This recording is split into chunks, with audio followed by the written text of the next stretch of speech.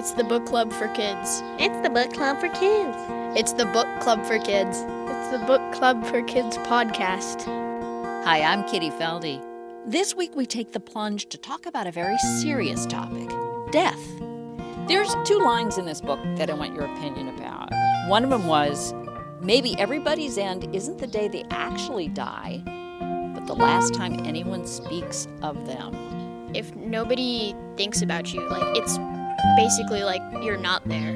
That's one of our readers from Newport Mill Middle School in Maryland. The book is The Thing About Jellyfish by Allie Benjamin. So why jellyfish? I've always loved jellyfish, but they've always been really scary. The book's heroine is looking for an expert on jellyfish. She considers a woman who's been bitten by jellyfish many, many, many times, the legendary distance swimmer Diana Nyad. Looks tough. I mean, really tough. It might be good to have someone so tough helping me. This is the Book Club for Kids, the show where kids talk about books. We'll tell you how you can be on the show a little later on, but first, let's meet our readers. Hello, my name is Isaac. Hello, my name's Francis. Hello, my name is Ravi. Hello, my name is Katie. And we're all 6th graders at Newport Mill Middle School in Maryland. The Thing About Jellyfish is a book about a girl in 6th grade investigating the death of her old best friend, Franny Jackson. She thinks it's a jellyfish, but nobody believes her, even though her best friend was an absolutely good swimmer, and they say she drowned. It was an irukandji jellyfish, which is like the size of a fingernail and one of the most deadly jellyfish in the world. Their friendship sort of ended really badly. She got into sort of an argument with her. Not really an argument, but she couldn't really say anything to her friend, and her friend had stopped being friends with her, and then after that she died, and she feels really bad about it in the book. Why do you think she goes off on this jellyfish tangent? It's because she doesn't want to believe that her friend just died from drowning. She wants to believe there's more to it. What about you guys? Did you believe it immediately that it was something else besides just drowning? I did, because when an author's writing a book, they try to wrap you into the mystery, and since it was a realistic fiction book, and jellyfish are actually one of those things. Dangerous. Jellyfish are dangerous. Have you ever been stung by a jellyfish? Yeah. Yes. So Susie goes down this research rabbit path looking for experts. Tell me about the experts she's looking at. She was looking for experts who were kind, they would answer her questions and wouldn't think she was just bothering them and wasting their time. Diana Nyad, I believe. She swam Cuba to Florida. There were lots of jellyfish on the way, there, and she's definitely been stung by lots of jellyfish before, so she had to know at least some about them. Well, we just happen to have Diana Nyad with us today, and she is our celebrity reader, reading from The Thing About Jellyfish. I'd never have guessed how many people spent their lives thinking about jellyfish. And not just biologists either. There were NASA engineers who studied jelly's jet propulsion, performers who brought enormous jellyfish puppets to concerts and other events, making the night sky look exactly like the sea. There were researchers who studied jellyfish anatomy, ecology, evolution. I took notes on some of them, writing down the most important facts, then folded those pages into the back of my science notebook. Before one of our labs, I flipped through them. Justin peered over my shoulder. "What's that?" I quickly shoved them into the back of my notebook and slammed it shut. "Oh," Justin said. He looked startled. I didn't mean to be nosy. Then he started laughing. I don't know. They looked like FBI notes or something. "Are you like an undercover agent or something?" I glared at him. "Agent Swanson," he said, saluting, "reporting for duty." How was I supposed to respond to that anyway? Even if I'd wanted to tell him anything, I still hadn't found the perfect researcher yet. What I wanted was someone who knew something about stings. Possible. Expert number 2, Diana Nyad, long-distance swimmer. 64 years old, but not remotely grandmotherly. Actually, she looks like she could punch a champion boxer in the face and walk away unharmed. Short hair, very, very muscular. Has tried 4 times to swim from Cuba to Florida, but each time had to stop because she'd been stung so badly by jellyfish. There are photographs of her online, her face blistered and swollen beyond recognition. She is training for a 5th attempt now. She's practicing by swimming in the Caribbean for up to 20 hours a day. Advantages: first-hand expertise with stings, looks tough, I mean really tough. It might be good to have someone so tough helping me. Disadvantages: 20 hours a day? That will make conversation difficult. That means after swimming, she just has 4 hours left over for everything else. Not certain that would be enough time to help me. Do I really want to know what a jellyfish sting feels like? She looks so tough. I wonder if she's even nice. Conclusion: temporarily rejected because, frankly, I'm a little frightened of the woman. But watch her. She's interesting.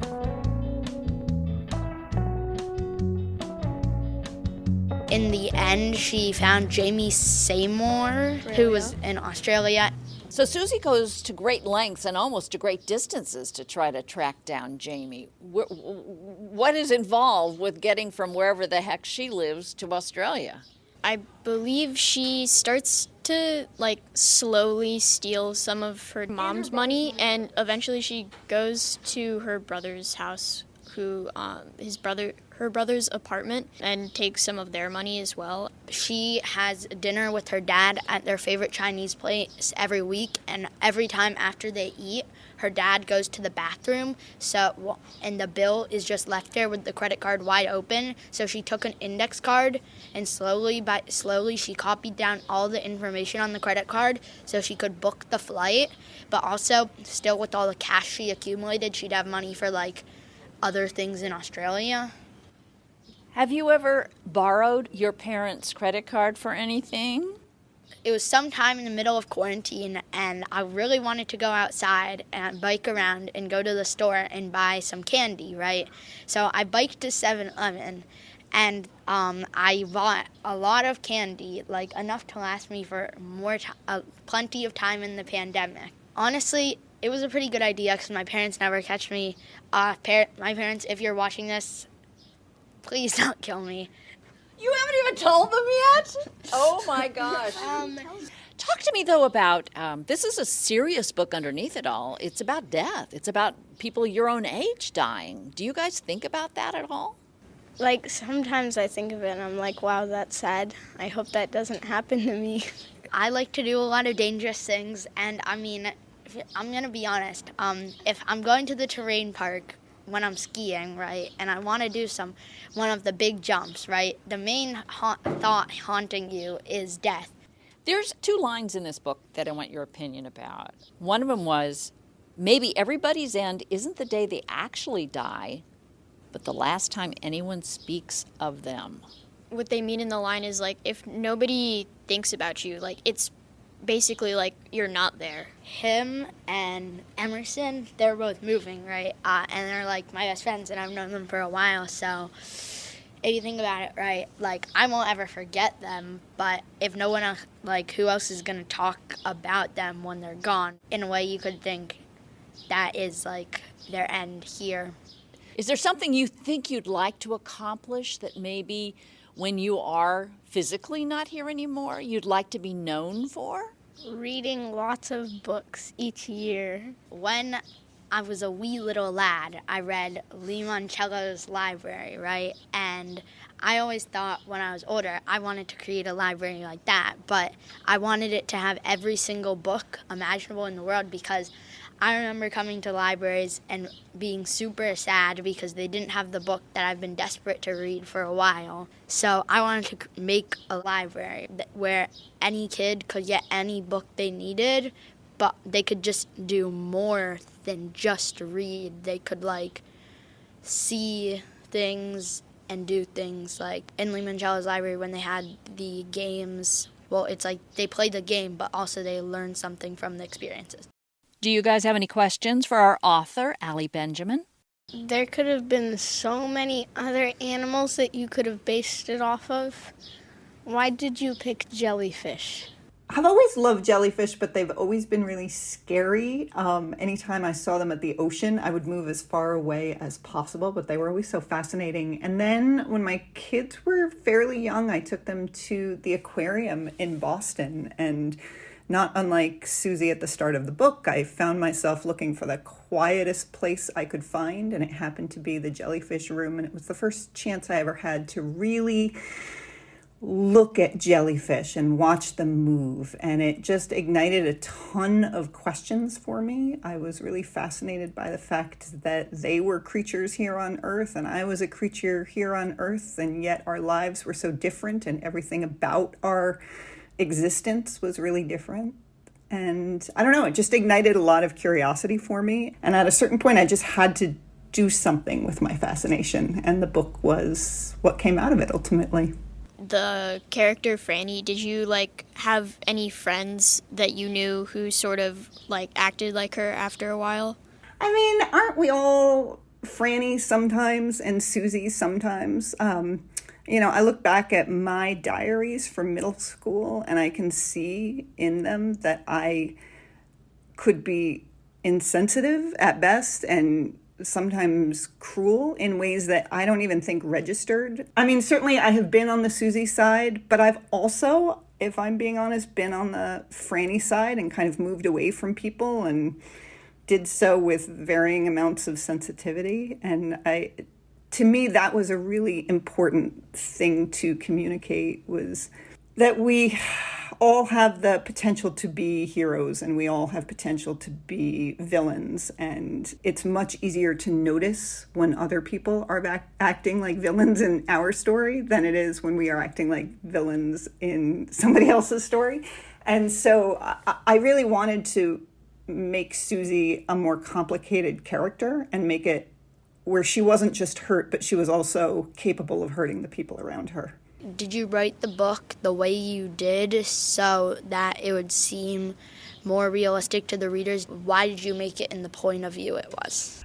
Boy, that is a really interesting question about what it is to write. The voice just kind of came as soon as I knew that I was writing a story about a 12-year-old girl who was obsessed with jellyfish. And the question after that was, okay, why is she obsessed with jellyfish?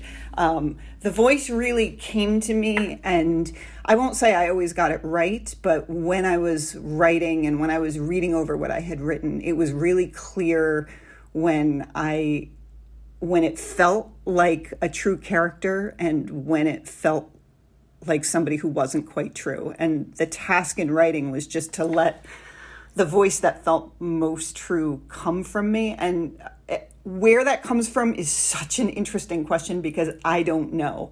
Sometimes a voice comes really easily. Sometimes you have to play around and search for a voice. This one came pretty easily.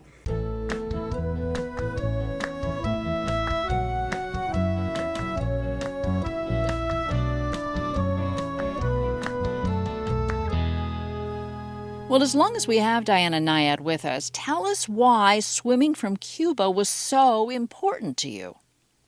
I was 9 years old when I first stood on the beach in Florida and looked across wanting to know where Cuba was. The Cuban Revolution had happened.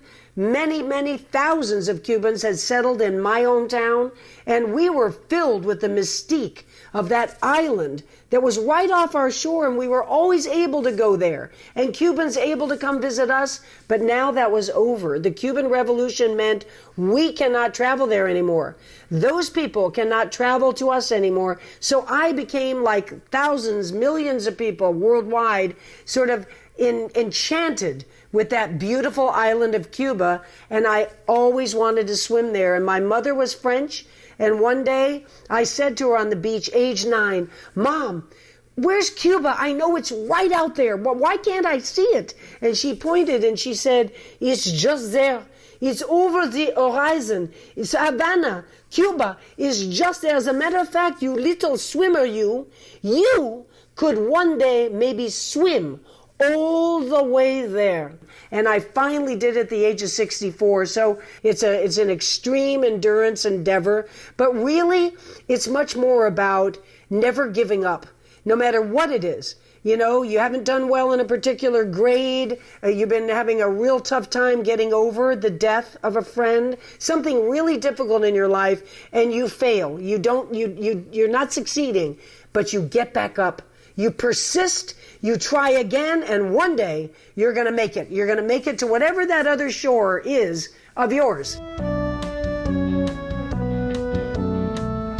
So we always ask what is, I think, the hardest question in the entire world, and that is, what is your favorite book and why? The 7th Harry Potter book. It's just amazing. The plot, Well, and why is number 7 better than any of the other 6? the general plot of the book.